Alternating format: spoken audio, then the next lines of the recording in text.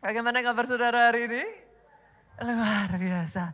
Hari ini saya akan masuk pada bagian yang ketiga, saudaraku, dari seri firman, Light the Fire Again. Biarlah apimu menyala kembali. Pada bagian yang ketiga ini saya akan menyampaikan satu pesan firman yang berjudul Api Pasukan Elit. Kita buka lebih dulu saudara, dari Kisah Rasul pasalnya yang ke-10.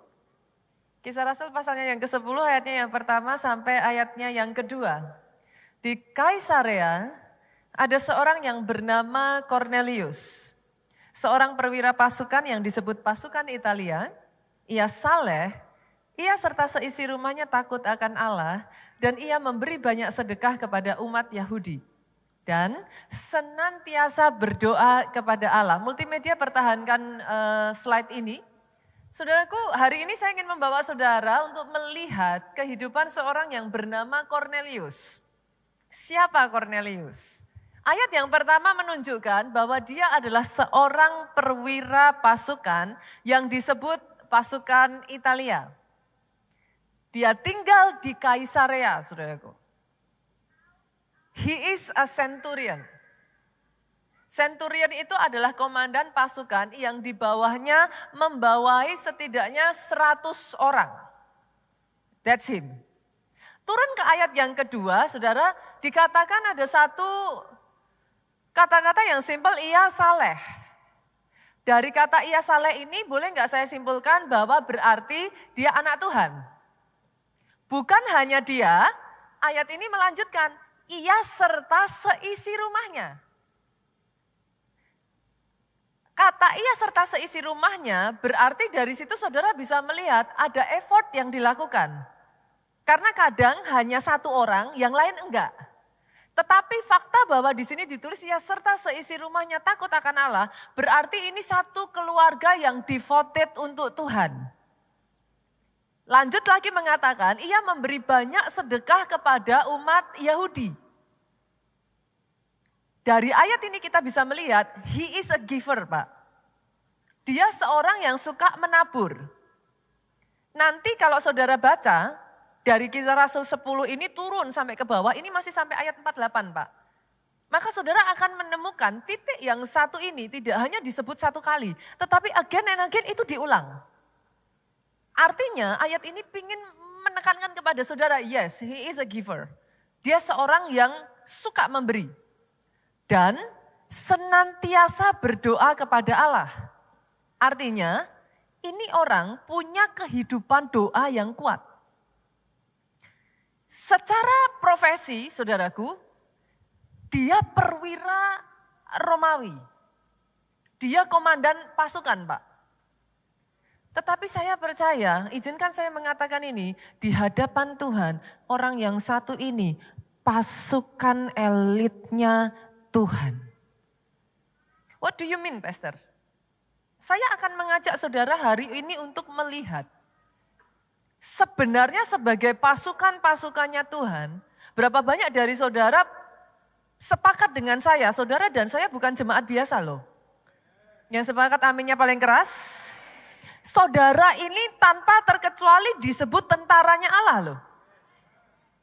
Dan sebagai pasukan, saudaraku, ternyata beda pasukan biasa dengan pasukan elit. Ada orang-orang yang di mata Tuhan dianggap sebagai pasukan elit. Apinya menyala. Pasukan elit berbeda dengan pasukan biasa. Pasukan elit punya standar kualitas di atas rata-rata pasukan biasa. Doa saya hari ini di keluarga Allah, Tuhan menemukan, menjumpai pasukan-pasukan elitnya Tuhan bangkit atas tempat ini. Aminnya boleh yang paling keras. Tepuk tangannya boleh yang paling meriah buat Yesus Tuhan kita. Itu sebabnya saya akan mengajak saudara, saya akan menarik saudara melihat apa sih yang dilihat Tuhan dari orang ini yang membuat dia begitu spesial? Ada apa dengan Cornelius ini, saudaraku? Api seperti apa sih yang menyala dalam kehidupannya? Nanti kalau saudara baca secara menyeluruh, maka saudara akan mendapat gambaran kehidupan dari seorang Cornelius. Tapi yang pertama, saya akan tarik saudara melihat di ayat yang kedua terlebih dulu. Dua kata, ia saleh. Ini kata-kata yang very simple. Tapi di balik dua kata ini, ia saleh, itu terkandung arti yang sangat dalam. Banyak orang berpikir, saleh itu artinya orang baik, Pastor.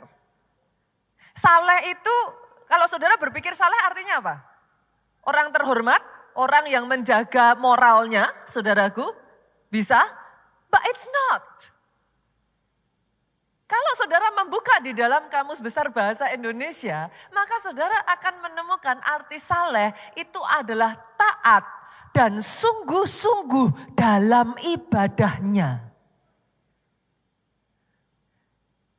Api yang pertama yang dimiliki seorang Cornelius, api ibadah itu menyala dalam hidupnya. Buat Cornelius, ibadah itu bukan hanya sekedar ya sesekali aja dia datang ibadah. No. Orang ini taat. Setiap minggu dia komit untuk beribadah. Bukan hanya sekedar harus datang karena terpaksa loh saudaraku. No. Ibadahnya sungguh-sungguh. Yang lain mau datang terlambat dia enggak peduli. Dia selalu datang yang paling awal. Yang lain mau chatting ngobrol kiri kanan dia enggak peduli. Setiap ibadah dia menunjukkan hatinya benar-benar fokus kepada Tuhan. Alkitab mencatat dia sungguh-sungguh. Apa yang menarik dari fakta yang ditulis dari ayat pertama dan ayat kedua tadi saudaraku, adalah ketika kita mendapati bahwa Cornelius ini seorang perwira Romawi. Saudara harus tahu loh, buat orang Romawi pada zaman itu, kaisar itu dianggap dewa yang harus disembah. He is not a Jew. Dia bukan orang Yahudi, Pak. Dia tidak lahir dari keluarga imam loh. Yang membuat fakta ini menarik Pak adalah hanya untuk dia beribadah. Dia punya resiko yang begitu besar dianggap mengkhianati negaranya. It makes it special. Ini membuat dia menjadi orang yang spesial. Kenapa? Jangan salah saudaraku. Orang yang bukan Yahudi namanya ditulis dalam satu perikop yang sangat panjang. Bercerita tentang one single person. It must be something. Yang hebatnya lagi dari orang ini saudaraku. Dia adalah centurion, komandan pasukan kelas atas. Lebih-lebih lagi bagi dia untuk menyembah Allah yang hidup, resikonya bukan hanya jabatan, bisa jadi nyawa. Kalau apinya tidak menyala, dia tidak akan mengambil resiko sebesar itu untuk beribadah setiap minggunya. Ketika saya membaca kisah dari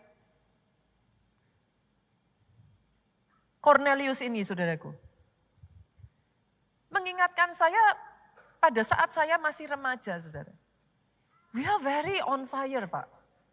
Kita itu kayak gimana ya Bu, kayak ibadah itu sesuatu yang ditunggu-tunggu gitu. Setiap Sabtu kita punya ibadah remaja saudaraku. Dan kami itu sangat on fire habis-habisan. Di antara teman-teman yang datang di ibadah remaja ini saudaraku, ada satu anak, wanita. Anaknya itu pendiam Bu. Jadi kita juga enggak terlalu banyak ngobrol karena anaknya pendiam. Cuman ada satu hal yang terus kayak kita tuh selalu ingat dari anak ini. setiap kali datang ibadah, itu kalau enggak tangannya lebam, pernah pipinya lebam, pernah satu kali yang tidak bisa disembunyikan saudaraku, matanya lebam. Tapi karena anak ini pendiam, dia rajin saudaraku, setiap minggu dia selalu ada, selalu muncul, selalu datang. Tapi karena dia pendiam, teman-teman juga kayak sungkan mau tanya gitu. Jadi ya kita nggak sampai tanya-tanya seperti apa sudah. Sampai satu ketika ada satu momen di mana kita itu kumpul bareng-bareng, akhirnya kita tanya, kenapa sih kok setiap kali ibadah seringkali kami tuh dapetin kamu tuh selalu lebam. Dari situlah dengan berlinangan air mata dia bercerita saudaraku. Setiap kali dia pulang dari ibadah, ketahuan oleh papahnya dia ibadah di gereja kita. Dia dihajar habis-habisan saudara. Dia bercucuran dengan air mata dan dia berkata kepada teman-teman semua begitu mendengar ceritanya, otomatis kami terhenyak, kami kaget saudara. Tapi dia ngomong, jangan takut, itu tidak akan membuat aku berhenti beribadah di tempat ini. Waktu kami mendengar apa yang dia katakan, jujur saudaraku, hati kami itu hancur. Tapi dia dengan semangat 45 justru berkata, papaku boleh menghajar aku habis-habisan, semakin aku dihajar, semakin aku akan rajin beribadah. Sadari saudaraku, I don't know dengan saudara ya, maybe for you, you have the choice untuk dengan mudah beribadah. Tetapi sadari ini di luar sana ada loh orang-orang yang untuk beribadah, mereka menanggung resiko yang besar. Saudara jangan berbicara kepada saya tentang, bagian Indonesia yang nun jauh di sana ya. Maybe yang peraturannya untuk beribadah diperketat dan lain sebagainya. I'm talking about people that is close. Sekian waktu yang lalu saudaraku saya khotbah di Jogja. Come on, Jogja itu kota kan. Daerah istimewa. Itu bukan kota kecil Pak. Jogja kota yang cukup besar. Turun dari saya khotbah seperti ini, saya turun, saya menyalami jemaat, saya ketemu dengan satu orang ibu. Ibu itu mendekati saya saudaraku dan dia datang kepada saya dengan gemetaran. Dia datang dengan bercucuran air mata. Dia pegang tangan saya dan dia hanya ngomong terima kasih pastor, terima kasih pastor. Awalnya saya nggak ngerti, ibu, ya kenapa ibu? Dari situlah dia bercerita. Ternyata untuk dia beribadah di gereja kita, dia berkata, setiap kali pulang beribadah dan sampai ketahuan, dia harus sudah siap dihajar habis-habisan sama suaminya. Tapi yang membuat saya takjub, saya bilang, Bu, kalau seperti itu, ibu bisa loh. Ini saya jujur nggak tega, saudara. Tapi ibu ini dengan sangat tegas mengatakan, jangan harap pastor tidak melihat saya beribadah. Suami saya tahu, mau dia hajar saya, mau dia bunuh saya tetap akan beribadah. Semakin dia dilarang oleh suaminya, saudaraku. Bukannya dia nggak ibadah, ditambah porsinya ikut pondok Daud, saudara. Saya nggak habis pikir. Saya sampai bercanda sama dia, Bu, masa satu kali seminggu nggak cukup? Ini ibu tambahkan lagi, justru saya butuh kekuatan lebih, pastor. Doa saya, seisi rumah saya menerima Yesus sebagai Tuhan dan Juru Selamat. Saya tanya, terus gimana? Kalau ibu pondok Daud terus gimana? Saudara tahu apa yang suaminya lakukan? Tidak jarang karena suaminya jengkel, dihajar, diinjak, ditendang. Itu tidak berguna saudaraku. Dia celupkan suami, maaf saudaraku, saya tahu ini it's a gruesome. Ini sesuatu yang tidak mengenakan saudaraku untuk diceritakan. Suaminya akan jambak rambut istrinya saudaraku, dicelup-celupin ke air saudara. And it's real.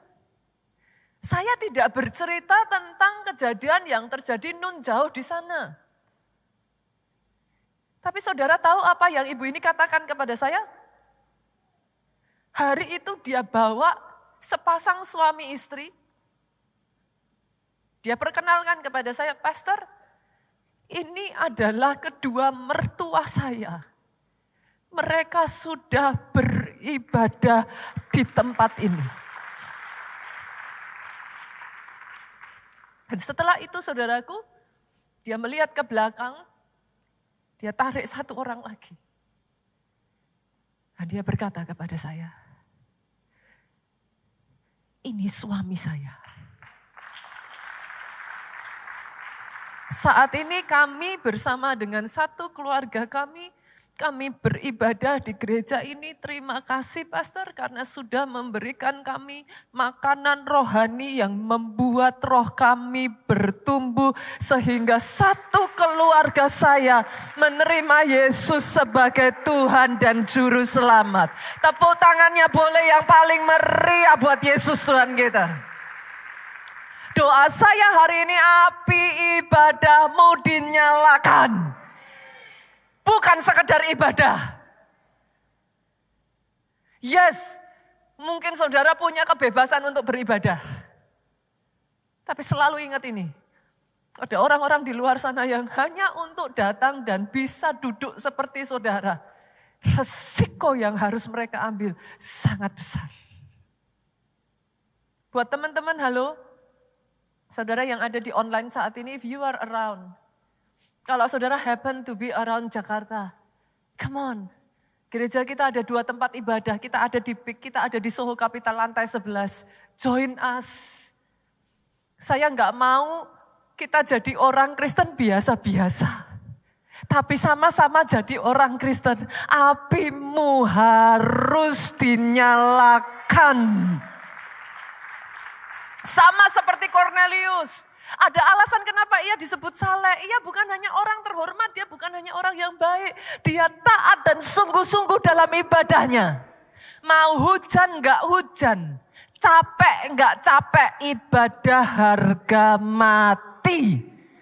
Usahakan sebisa mungkin, perjuangkan sebisa mungkin. Bangun kehidupan roh kita dari minggu demi minggu. Apinya terus dinyalakan. Yang kedua, saudaraku, kalau kita balik lagi dari ayat ini dikatakan Kornelius itu memberi sedekah yang sangat banyak kepada orang-orang Yahudi. Api yang kedua adalah api memberi. Ia memberi banyak sedekah kepada umat Yahudi. Dengan kata lain, saudara, boleh nggak sih saya katakan bahwa ini orang adalah seorang penabur. Dia tidak melakukan itu hanya once in a while loh. Setahun sekali. No. Kenapa saya bisa mengatakan itu, saudaraku? Sampai-sampai apa yang dia lakukan bukan hanya dicatat oleh si penulis. Tapi saya ajak saudara turun ya. Kita buka Kisah Rasul 10 tadi. Ayatnya yang keempat, saudara. Ia menatap malaikat itu, Kornelius menatap malaikat itu dan dengan takut Kornelius berkata, ada apa Tuhan? Jawab malaikat itu, semua doamu dan sedekahmu telah naik ke hadirat Allah dan Allah mengingat engkau. Bukan hanya dicatat oleh si penulis loh saudaraku. Tapi dengan jelas ayat ini mengatakan Alkitab, malaikat yang diutus itu mengatakan lagi saudara. Saya tuh kadang jujur bingung saudara. Sesuatu yang membuat saya sedih gitu.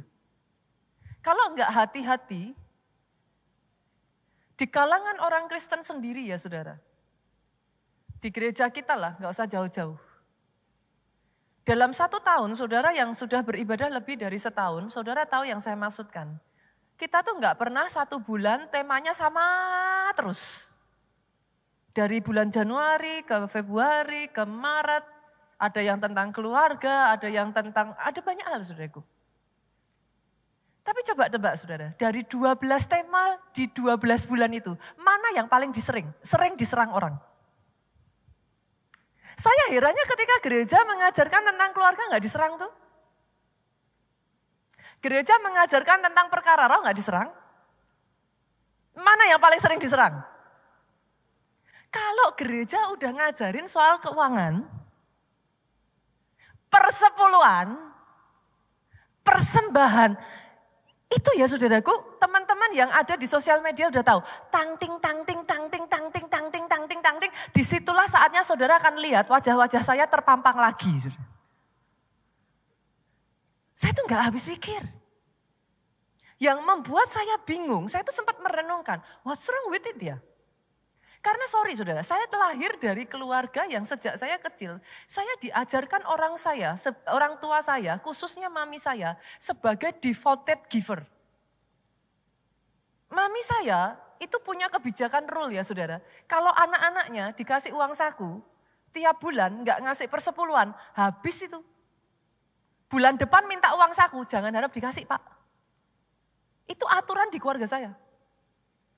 Far away, maksudnya jauh sebelum saya itu jadi pendeta, saudara. Sampai detik hari ini, saudaraku, kenapa saya mengatakan mami saya ini adalah seorang devoted giver ya? Sampai detik hari ini, mami saya tuh ngomong sama saya, mau gereja ada proyek, nggak ada proyek. Mau Pak Obaja, karena di Solo, saudara, mami saya. Mau gembala sidang mengumumkan ada pembangunan, nggak ada pembangunan. Setiap bulan mami saya ngasih janji iman. Saya dibesarkan dari keluarga seperti itu. Dan saya selalu berpikir ada satu sukacita yang besar di dalam kehidupan kami. To give. Bukankah memang terlebih berkat memberi daripada menerima? Saya nggak pernah habis pikir. Coba saudara renungkan perkataan saya ini. Memangnya uang gereja dipakai untuk judi? Coba. Saya tuh kadang bingung gitu saudara. What make it? Kenapa setiap kali berbicara tentang keuangan, tentang persepuluhan, apalagi saudaraku? Apakah ada di sini yang dipaksa untuk memberikan persepuluhan? Ada yang saya cek satu-satu? Gak ada. Pertanyaan saya lagi, apakah uangnya dipakai untuk narkoba? No. Pastor, uangnya dipakai apa? Kenyataannya saudaraku, gedung ini bisa jadi adalah anugerah Tuhan. Dipakai untuk membangun rumah ibadah. Sehingga jemaat bisa beribadah dengan nyaman. Saya bersyukur ya saudaraku, di Jakarta ini kita mengambil spirit yang ada di kota Solo. Dari gereja kita, gembala senior kita, Pastor Obaja. Solo itu kalau sudah berbicara tentang KA peduli, itu rollingannya kenceng sekali saudaraku. Ada saja kegiatan-kegiatan yang terus again and again dilakukan. Jakarta kita bersyukur kita menyusul saudara. Terus menerus kegiatan KA peduli itu digencarkan di Jakarta. Bahkan tahun ini saudara dalam waktu dekat ini saya dengan sukacita mengumumkan kepada saudara, kita akan mulai membuka gerakan orang tua asuh. Ini sedang digodok saudara, kita terus belajar dari Solo, karena di Solo gerakan orang tua asuh ini sudah menjangkau sampai ratusan anak. Saudara. Anak-anak yang tadinya tidak punya kesempatan terbatas mereka, tetapi dari gerakan orang tua asuh banyak di antara mereka yang akhirnya mereka bisa menyelesaikan kuliah mereka dan benar-benar mereka hidup bekerja dan dari situlah mereka bisa membangun kehidupan mereka. Jakarta coming soon, Bapak Ibu, Saudara yang digerakkan, ayo join. Kenapa saudaraku? Karena yang saya tahu, kadangkala ya saudara, buat saya pribadi, ini saya bercerita saya pribadi aja ya saudara, enggak usah orang lain. Apa selalu enak toh Pak? Jadi giver. To be honest, saya berjumpa Pak dengan orang-orang yang justru orang yang saya tolong itu yang nusuk saya dari belakang.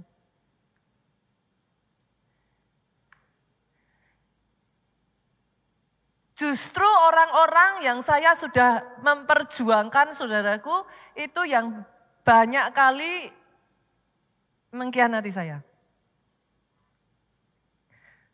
Sekalipun saya seorang pendeta Bu, Kalau mau jujur, apa enggak kapok? Kapok loh saudara. Loh, setidaknya kalau saudara tidak berbuat baik, mau ditusuk juga santai-santai aja. Tapi kalau saudara sudah melakukan sesuatu dan justru orang itu yang menusuk saudara, itu sakitnya di sini loh Pak. Ayat tadi yang kita baca tadi saudaraku, itu yang menguatkan saya sampai detik hari ini menjadi devoted giver. Ternyata pada saat saudara memberi, pemberian saudara itu diterima manusia, betul. Jangan salah loh. Saudara bilang memberi, mana pastor? Emangnya pastor lihat Tuhan terima? Enggak. Yang benar aja, yang terima manusia saudaraku. Yang sepakat katakan amin. Yang terima gereja, yes. Tapi ayat ini mengatakan, sekalipun yang terima manusia, sedekah itu naik ke hadirat Allah. Dan Allah mengingat engkau. Boleh nggak saya mengatakan ini Pak? Itu sebabnya. Jangan pernah jadi mantan giver ya. Tidak peduli apapun yang orang di sekitar saudara lakukan. Terus kerjakan yang baik buat Tuhan. Tidak peduli orang boleh ingat, orang mau nggak ingat. Di bawah memang manusia yang terima. Tapi itu naik ke hadirat Allah. Pada saat dia naik ke hadirat Allah, manusia boleh melupakan. Manusia boleh meninggalkan engkau. Manusia boleh mengkhianati engkau. Manusia boleh menyakiti engkau. Tuhanmu ingat akan engkau. Aminnya boleh yang paling keras. Tepuk tangannya boleh yang paling meriah buat Yesus Tuhan kita. Dan yang paling menyenangkan dari kata Tuhan mengingat engkau. Every time saudara cari di dalam Alkitab kata itu muncul, something happen. Kejadian 8 ayatnya yang pertama. Pada saat Tuhan mengingat akan Nuh, air bah surut. Kejadian 30 ayatnya yang ke-22. Pada saat Tuhan mengingat akan Rahel, dibukalah kandungannya. Keluaran saudaraku, pasalnya yang keberapa? Saya mungkin gak ingat keseluruhan saudara. Keluaran pasalnya yang ke berapa ya saudara? Coba saya cek dulu ya saudaraku. Keluaran pasalnya yang ke-6 ayat 5 sampai 6. Pada saat Tuhan mengingat bangsa Israel, dikirimlah 10 tulah yang membuat bangsa itu bebas.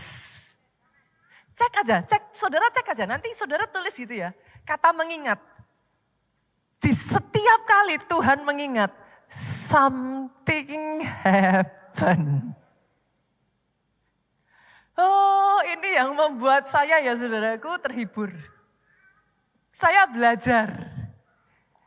Ketika saya menabur, ketika saya memberi, saya belajar. Biarlah taburan itu naik di hadapan Tuhan. Manusianya mau seperti apa kita nggak pernah bisa kontrol saudara.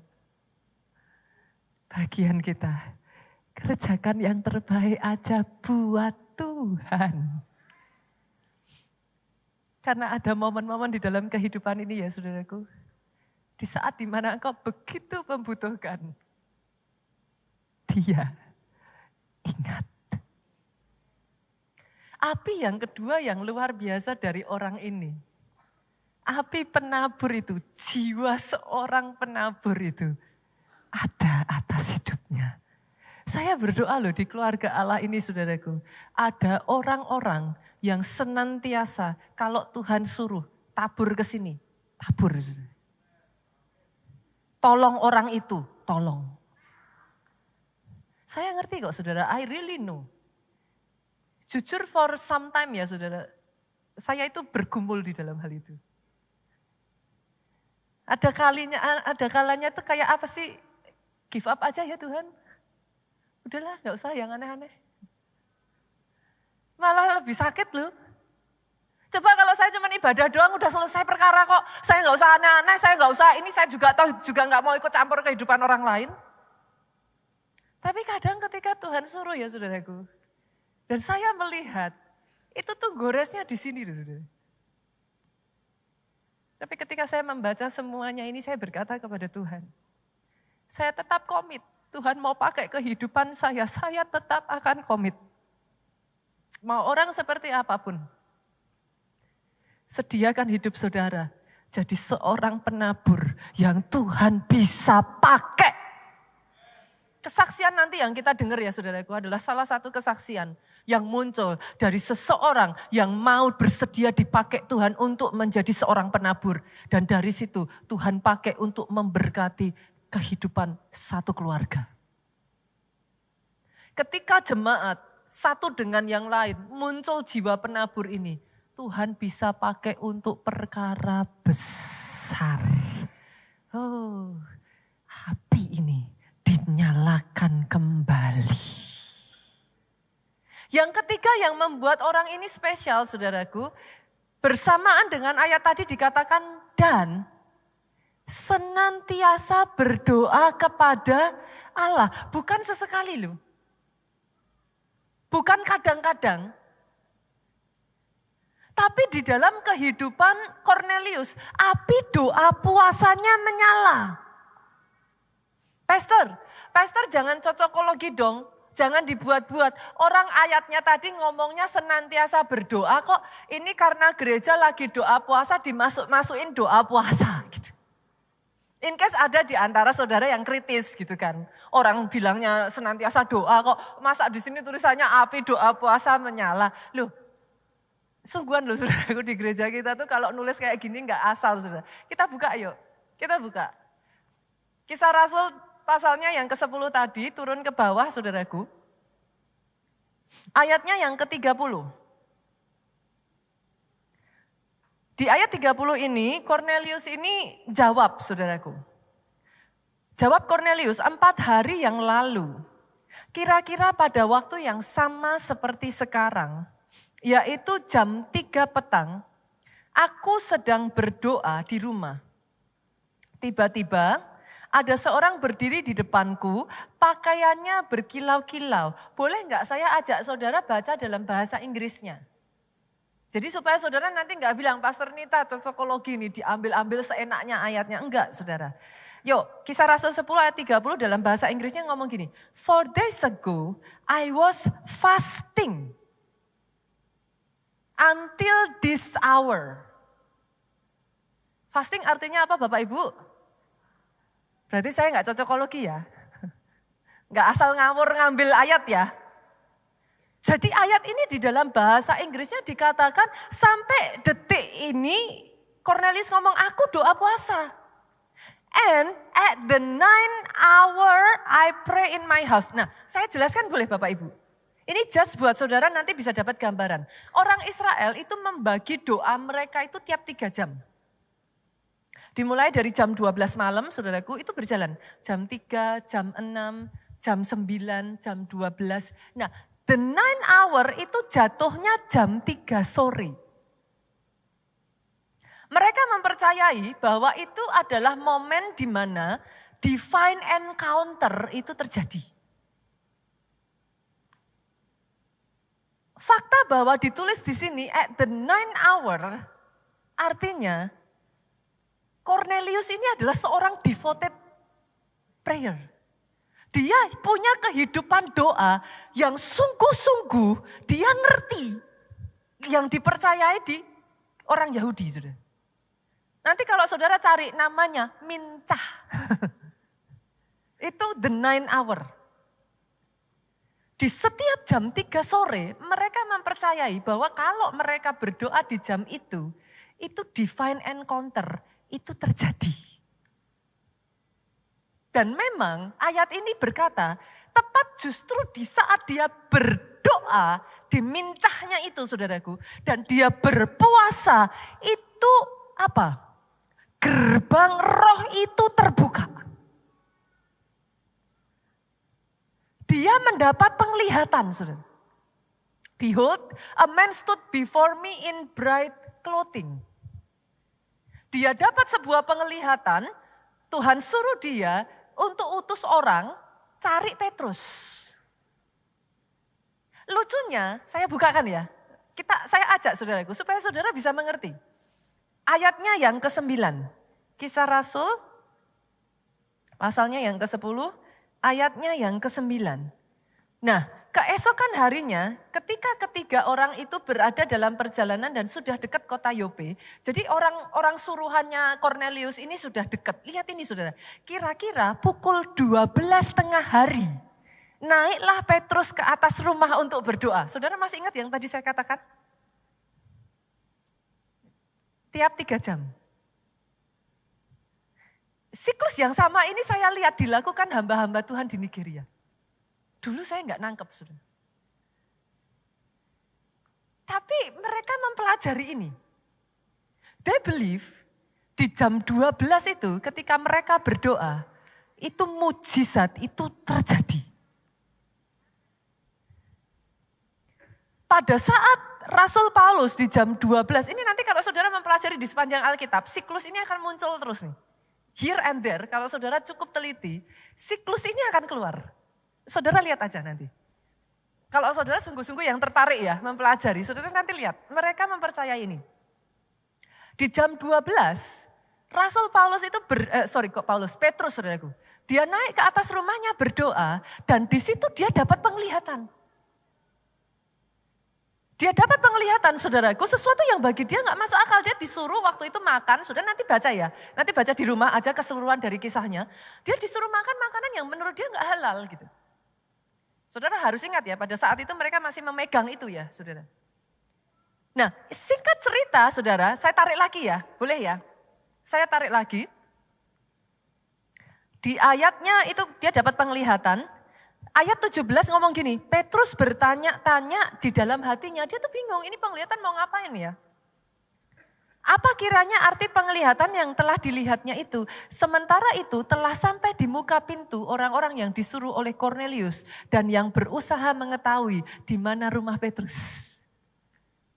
Jadi perhatikan ya saudaraku, sementara di sini Cornelius berdoa dengan sungguh-sungguh, dia bukan hanya sekedar devoted dalam doanya, dia berpuasa, gerbang roh terbuka saudara. At the same time nyambung tuh ke Petrus. Orangnya nyampe, orang yang disuruh nyari, nyampe. Tapi hebatnya ayat di bawahnya itu ngomong kayak gini, saya turun lagi ya saudaraku. Ayat 20. Ada 3 orang mencari engkau. Ayat 20, bangunlah, turunlah ke bawah. Tuhan tuh ngomong sama Petrus, berangkatlah bersama dengan mereka. Jangan bimbang, sebab aku yang menyuruh mereka kemari. Itu nyambung. Sadarkah saudara, sama-sama jadi orang Kristen. Jangan hanya asal ibadah, jangan hanya jadi orang Kristen. Yang engine yang menyala dalam dirimu, hanya engine tubuh dan engine jiwa. Rugi. Karena ketika kau nyalakan engine rohmu, so much di dalam perkara roh, itu Tuhan bisa kerjakan yang mind blowing dan saudara tidak pikir itu bisa terjadi. Itu momen saudaraku, di mana segala sesuatu, langkah-langkah saudara, itu seperti kayak enggak sadar tapi diatur satu-satu. Saudara itu kayak ditemukan dengan orang yang tepat. Saudara kayak tadinya pintu tertutup. Itu pintu tuh kayak tak, tak, tak, tak, tak. Semakin saya menghidupi itu saudaraku. Semakin saya amazed. Dan saya gak mau keluar dari situ. Karena everything itu seperti sudah ditata. Apa yang kita pikir di sini itu sudah way back di setting Tuhan satu persatu loh. Itu sebabnya firman Tuhan berkata, langkah kaki orang benar diatur oleh Tuhan. Kobarkan api doa puasa.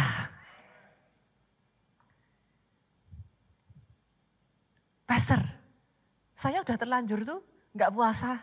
Belum terlambat saudara. Lah ini sudah hari yang keberapa Pastor? Enggak apa-apa. Ayo puasa. Kapan lagi? Kalau nggak dipaksa, nggak mau tuh dagingnya. Ayo, jujur saudara. Yang hari-hari ini mau puasa maju mundur kayak Syahrini saudaraku. Ayo, kobarkan api doa puasamu. Paksa diri, yes. Nggak ada orang yang langsung seneng puasa.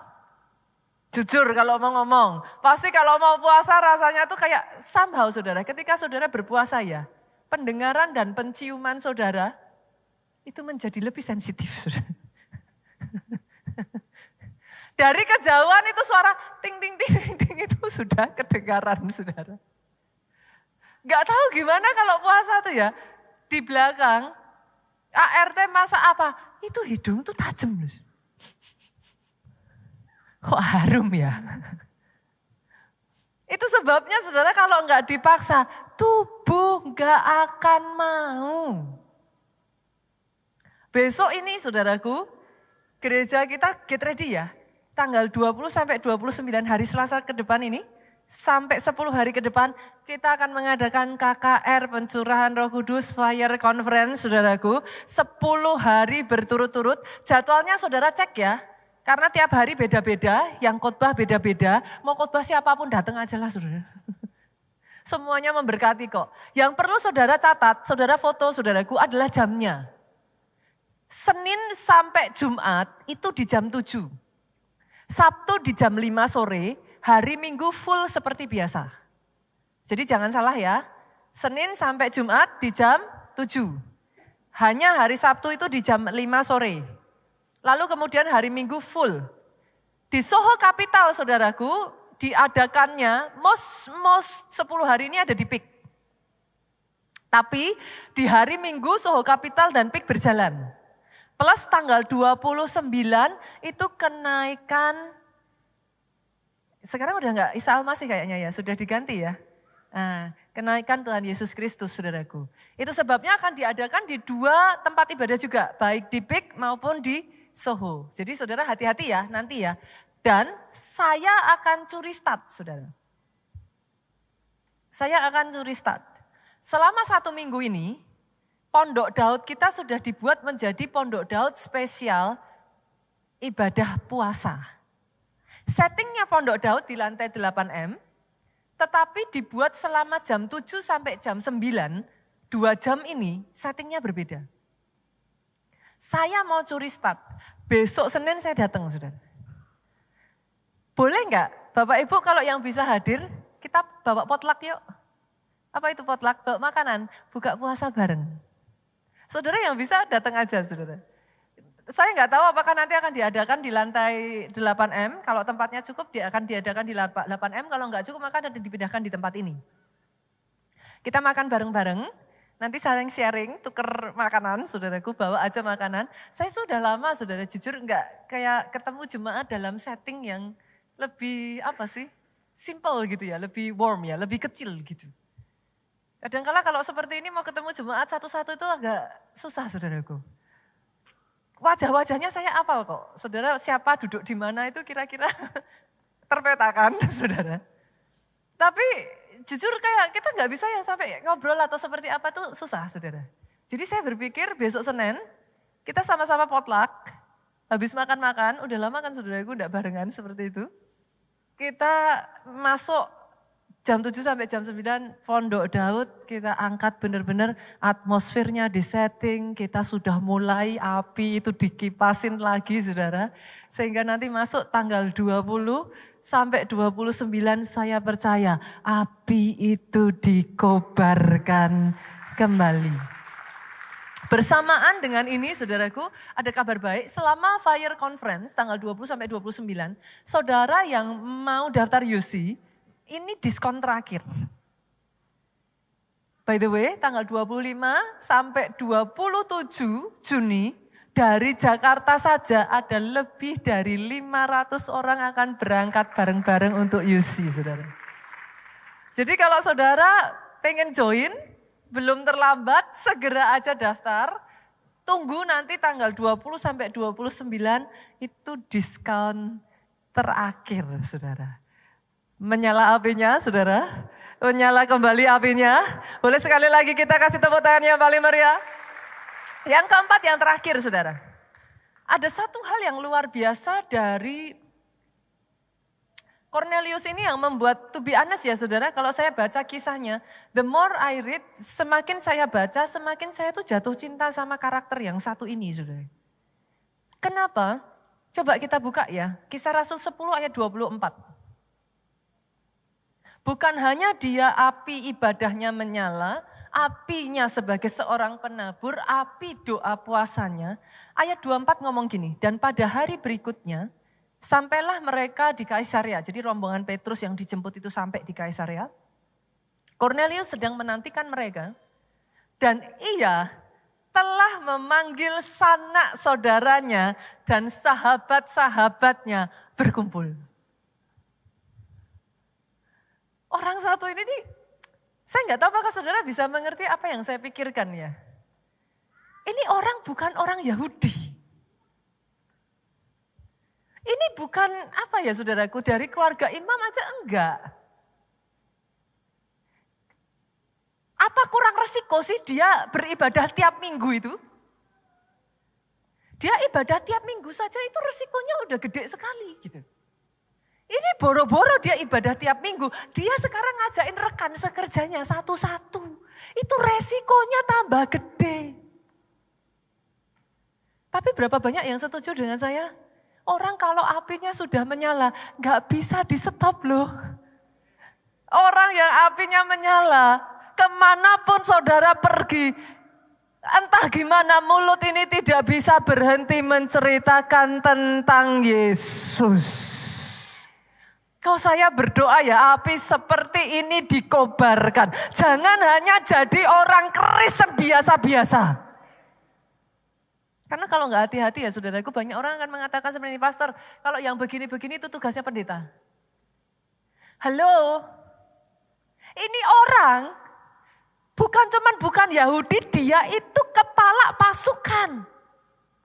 Orang sibuk bu, udah sibuk beresiko dirinya sendiri jabatan, masih ngajak orang resiko double. Tapi begitu dia tahu saudara, Rasul Paulus akan datang. Dia tuh gak berpikir tentang dirinya sendiri. Dia langsung mikir, siapa yang bisa aku tarik? Dia ajak tetangganya, dia ajak serabatnya, dia ajak bawahannya, dia ajak orang-orang rekan koleganya saudaraku. Dan hari itu Alkitab mencatat terjadi KKR besar-besaran. Saudara baca sampai ayat yang ke-48, nanti saudara di sana temukan mereka memberikan diri dibaptis. Ini gila orang satu ini saudara. Mengingat hal ini ya jujur saudaraku, saya tuh teringat akan kemarin kejadian waktu kami mission trip. Tahun lalu saudaraku, gereja kita mengadakan mission trip ke Nias. Tahun ini mission trip akan dibuka lagi saudara. Nanti tunggu ya, tanggal mainnya akan diumumkan sekitar bulan Agustus. Nanti begitu segala sesuatunya sudah fix, sudah pasti, saudara akan dikasih kabar gitu. Kepastian tanggalnya, mungkin sekitar minggu ketiga, minggu keempat bulan Agustus. Gitu. Mission trip akan diadakan saudaraku, nanti kotanya juga akan kita umumkan, kita menyusul saudara semuanya. Tapi tahun ini akan diadakan mission trip. Dan mission trip tahun lalu saudaraku itu luar biasa sekali. Mungkin boleh aja dimunculkan videonya ya, multimedia sudah siap. Dimunculkan aja videonya. Silakan, multimedia. Apa yang saudara lihat ini, kami tidak beribadah di gereja. Yang ditayangkan ini, lawatan terjadi, saudara lihat orang itu pada berjatuhan. Mereka menangis, mereka bergelimbangan. Ini ada di cafe shop. Ini tidak terjadi di gereja, saudara. Ceritanya, saudara, pada saat itu kami itu udah capek banget seharian karena mission trip itu padat, saudara. Kami itu udah capek, tapi pemilik dari coffee shop ini begitu mengetahui bahwa rombongan gereja kita datang ke Nias, dia nekat dan maksa ngotot untuk menghubungi gereja kita, saudaraku, untuk minta supaya kita itu berhenti di coffee shopnya dia, saudara. Sejujurnya pada saat itu semua itu udah sore, kalau saya nggak salah itu sekitar jam 4 sore kayak gitu, saudaraku. Dan orang sudah pada capek, perjalanan balik lagi ke kota itu masih 2 jam. Kalau berhenti, udah semakin malam, saudara. Dan besoknya itu kami udah pulang. Jadi kita tuh sudah tidak, sorry to say saudaraku, dalam pikiran kita tuh udah ada gitu. Tapi sampai titik terakhir, pemilik coffee shop ini nekat dan mengatakan, harus datang ya pastor, udah dibeliin makanan. Itu senjatanya saudaraku. Bukan masalah makanannya sih saudara. Tapi kita tuh jadi merasa kayak, saya jujur pribadi merasa segininya dia berusaha gitu. Akhirnya kami datang saudara. Pada saat kami datang, kalau nanti saudara lihat itu ya tadi ya, teman-teman tuh udah kucel, wajahnya tuh udah capek gitu. Dan kami datang dengan pemikiran, kami cuman sebentar doa berkat aja untuk coffee shopnya, terus pulang. Ternyata mereka sudah siap saudaraku. Bukannya doa berkat, saya diminta nyampein firman. Loh saya kan bilang loh, ini orang tamu-tamu tuh pada duduk di situ sudah. Mereka nggak peduli. Saya nyampein firman, setelah nyampein firman, orang berbondong-bondong maju ke depan, jongkok nangis KKR di coffee shop, saudara. Itu saya tuh sampai, saya sendiri bingung, saudara. Karena jujur, badan nggak bisa menipu, sudah teler, saudara. Tapi itu teman-teman ya melihat orang-orang datang berbondong-bondong, jongkok nangis. Didoakan, kita tuh berpikir didoakan ya sudah didoakan. Saudara aja di sini kadang didoakan masih gini kok. Kuda-kudanya kencang. Orang kadang tuh saya gemes deh. Saudara kenapa sih, apa takutnya? Ini karpet saudara, jatuh takut apa? Itu udah sampai kayak pohon gini nih, tapi masih gitu. Itu teman-teman di sana ya saudara. Kami tuh bahkan gak berpikir mau doain lawatan. Doa tuh cuman gini, buk jatuh sendiri. Satu demi satu mereka nangis. Hari itu, cafe shop itu, hadirat Tuhan. Itu sampai teman-teman yang tadinya tidak siap, mereka ikut nangis, banjir air mata, semuanya tidak menyangka. Itu justru dipakai jadi satu momen. Kobaran api itu dinyalakan kembali. This is my point, Bapak Ibu. You live in Jakarta. Kota di mana di tempat ini begitu banyak pilihan gereja. Tapi kalau enggak hati-hati ya, saudara itu jadi apa? Di sana. Mereka haus dan lapar. Mereka enggak punya pilihan. They want it so bad. Kadang kita punya loh banyak, tapi enggak dihargai.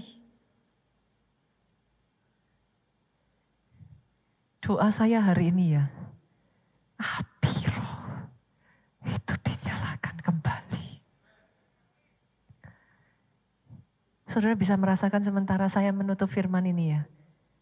Pemain musik worship leader boleh maju ke depan. Api itu dikobarkan lagi.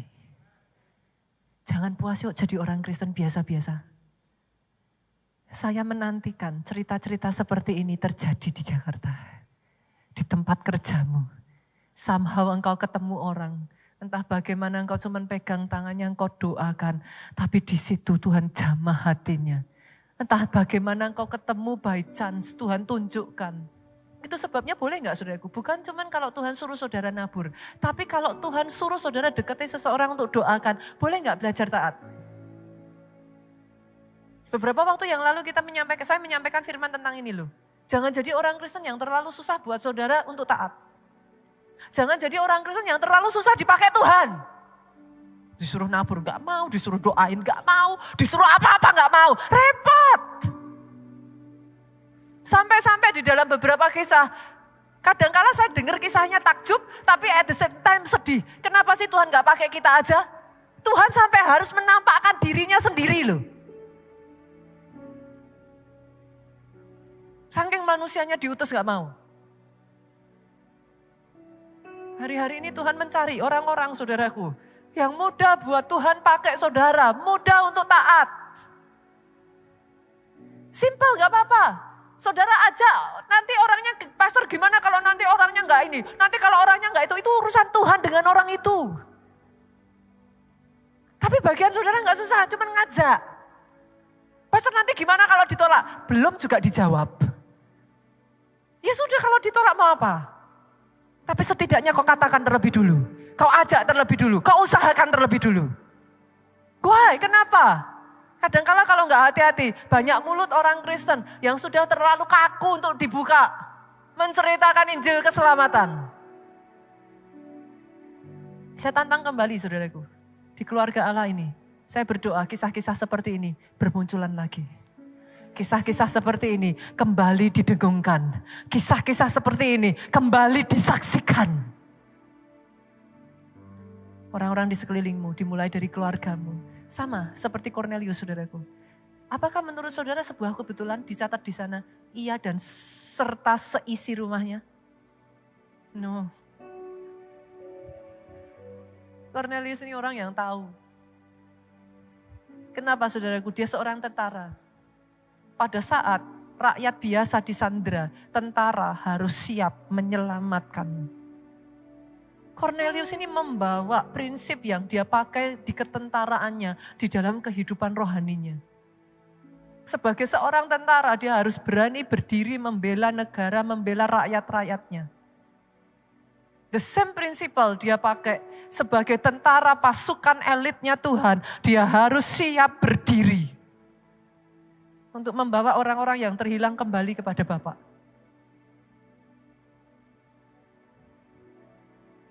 Jangan puas saudaraku.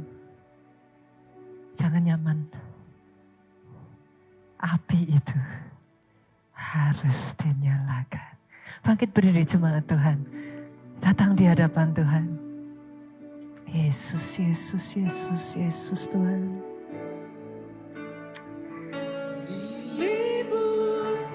Bagian yang terbaik selamanya tak akan terganti. Momen yang paling indah saudaraku.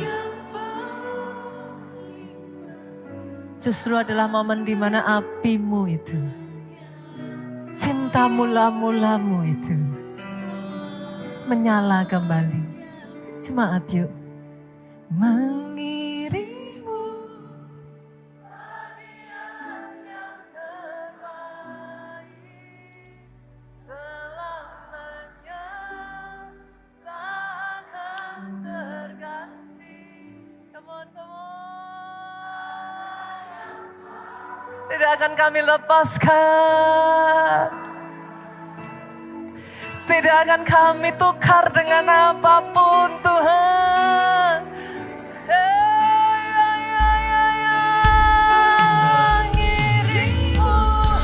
Bagian yang terbaik selamanya tak akan terganti. Harta yang paling berharga di dalam hidup ini, Yesus kami.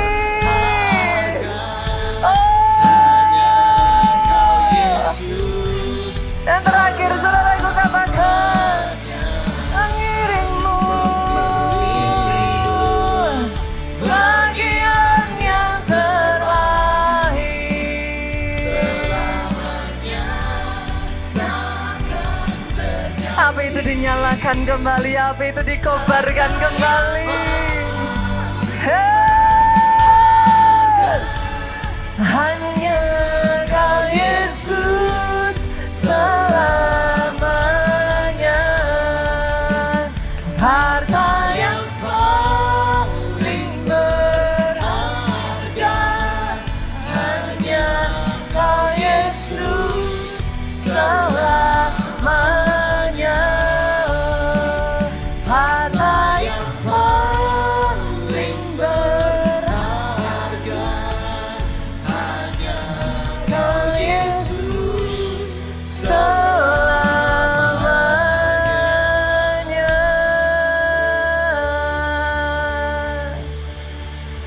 biar api itu terus berkobar. Api ibadah. Tidak hanya sekedar beribadah, tapi ibadah yang menyala. Api penabur. Kapanpun dimanapun siap dipakai Tuhan menjadi alat untuk pelebaran kerajaanmu, alat untuk menyatakan kasih-Mu, alat untuk memberkati orang-orang di sekeliling kami. Amin. Api doa puasa. Amin. Dibawa next level, saudara. Jangan hanya sekedar jadi orang Kristen biasa. Tapi satu demi satu di dalam doa puasa, karunia demi karunia, gift upon gift, itu dinyalakan, dikobarkan. Dan api selamatkan jiwa.